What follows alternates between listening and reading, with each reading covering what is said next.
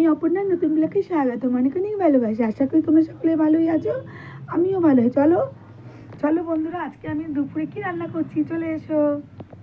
এই দেখো, প্রথমে ভাত বসিয়ে দিয়েছি। দেখো দেখো নতুন আলু, ওই জন্য একটু আগে আলুটা দিয়ে দিয়েছি, বুঝলে। নতুন আলু একটু টাইম লাগে। আর দেখো আমি সিম দিয়ে দিলাম ভাতে। ঠিক আছে বন্ধুরা, সিম আর আলু সেদ্ধ দিলাম। ঠিক আছে। আচ্ছা, এখানে দেখো কি করছি। এখানে হচ্ছে টক দই, জিরে আদা গুঁড়ো, জিরে আদা বাটা, লঙ্কার গুঁড়ো, তারপরে তোমার একটু নুন, মিষ্টি, টক দই দিয়ে একটা পেস্ট করেছি। দিয়ে দেখো বসিয়ে দিয়েছি। দেখো পনির ভেজে রেখেছি। দেখো পনির ভেজে রেখেছি। আর এখানে দেখো মূলো শাক। দেখো বেশ সরু সরু মূলো, একদম বাচ্চা বাচ্চা মূলো, ওই কচি কচি পাতা দিয়ে সেই ভালো করে কেটে ভালো করে নুন দিয়ে মেখে রেখেছি। এটা ভাজা করব বন্ধুরা। আর এই দেখো আলু আর ফুলকপি তরকারি হবে।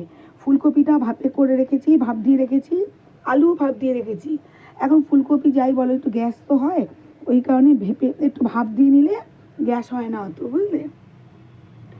আজকে আমি এটুকুই রান্না করবো। এই পনিরটা এর মধ্যে দিয়ে দেবো। দেখো বন্ধুরা, এই মশলার মধ্যে দিয়ে দেবো।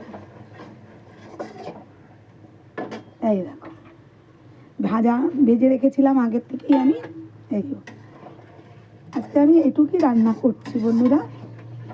দেখো পনিরটা কেমন হয়েছে একটু বলবে, হ্যাঁ বন্ধুরা। দেখো, দেখতে পাচ্ছ। আর এইদিকে ভাত হচ্ছে, একটু বাড়িয়ে দিই গ্যাসটা। আর এই দেখো কাঁচা লঙ্কাগুলো দিয়ে দিলাম পনিরের মধ্যে। ঠিক আছে, আমি আজকে এটুকুই রান্না করব। যদি তোমাদের ভালো লাগে তাহলে বন্ধুরা লাইক করবে, কমেন্ট করবে, শেয়ার করে দেবে, হ্যাঁ। আর একটু ভালোবেসো, পাশে থেকো। টাটা।